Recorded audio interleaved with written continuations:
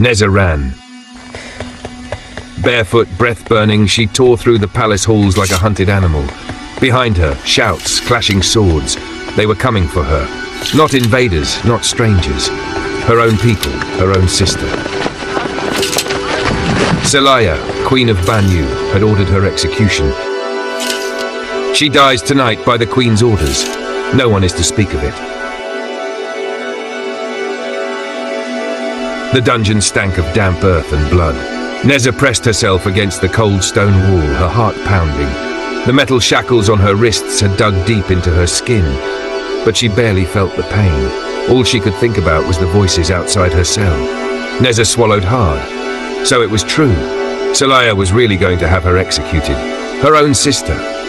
Her fingers curled into fists. She had to get out. She turned toward the iron bars, her sharp eyes scanning the lock. Too thick to break. But the guards had been careless. They hadn't checked the tiny knife hidden in the sole of her boot. She dropped to her knees, fishing it out with trembling fingers. Time was slipping away. She jammed the knife into the lock, twisting, click. The door creaked open. Neza held her breath. No movement outside. She pushed the door wider and slipped through the shadows, her heartbeat thundering in her ears. The dungeon was deadly silent, except for the occasional drip of water from the ceiling. She had memorized the guards' patrols from the tiny slit in her cell. She had one chance. Footsteps, coming closer. She pressed herself into an alcove as two guards passed by, talking in hushed tones.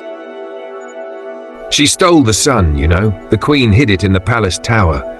Neza's blood ran cold, her heart sank. The sun, that was why darkness had swallowed the kingdom. Selayah had stolen the sun and locked it away.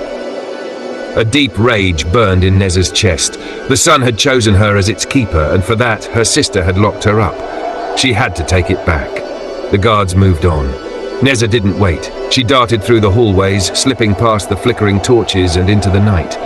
Her feet pounded against the dirt as she ran. Behind her, shouts rang out. "The prisoner has escaped!" But she didn't stop. The tower was close. She just had to make it there first. The palace tower loomed ahead, its golden doors gleaming even in the darkness. No one could enter except those of royal blood. Neza's hands trembled as she placed them on the door. For a brief moment she feared it wouldn't open, that Selayah had sealed it. Then, with a low rumble, the doors swung open. She rushed inside, heart hammering. At the center of the chamber, on an altar of smooth obsidian, lay the sun.